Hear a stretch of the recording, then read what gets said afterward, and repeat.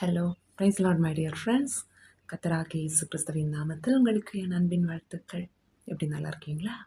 இன்றைக்கும் கர்த்தர் நம்மோடு சொல்கிற வேதவசனம் சங்கீதம் 22ஆம் அதிகாரம் 24ஆம் வசனம். உபத்திரவப்படுகிறவனுடைய உபத்திரவத்தை அவர் அற்பமாய் எண்ணாமலும் அருவருக்காமலும் தம்முடைய முகத்தை அவனுக்கு மறைக்காமலும் இருந்து தம்மை நோக்கி அவன் கூப்பிடுகையில் அவனை கேட்டருளினார். For he has not despised or scorned the suffering of the afflicted one. He has not hidden his face from him, but has listened to his cry for help. ஆம், அருமையான தேவனுடைய பிள்ளைகளே, நம்முடைய உபத்திரவத்தை ஆண்டவர் அற்பமாய் எண்ணாதவர், அருவருக்காதவர். நம்முடைய ஆபத்து நேரங்களில் நமக்கு உதவி செய்கிற நல்ல தகப்பன் இயேசு. இந்த உலக வாழ்க்கையில பிசாசு எவனை விழுங்கலாமோ என்று கர்ஜிக்கிற சிங்கம் போல வகை தேடி சுற்றித் திரிகிறான்.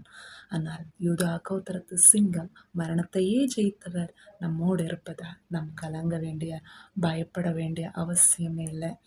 ஏசப்பாவை கல்லறையோடு ஒதுக்கி, அதாவது அவரை மரணத்தில் ஊற்றி அதோடு அவர் கதை முடிந்து விட்டது என்று சத்துரு நினைத்தான்.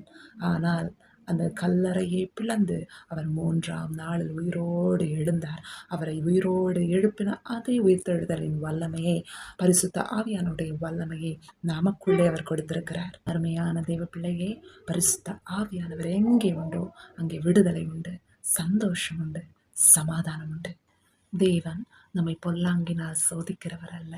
எனவே நம்முடைய உபத்திரவத்தை அவர் அற்பமாய் எண்ணாமலும் தம்முடைய முகத்தை நமக்கு மறைக்காமலும் இருந்து அருவருக்காமலும் இருந்து நம்முடைய விண்ணப்பத்தின் சத்தத்தை கேட்டு நமக்கு உதவி செய்வார், பதிலளிப்பார்.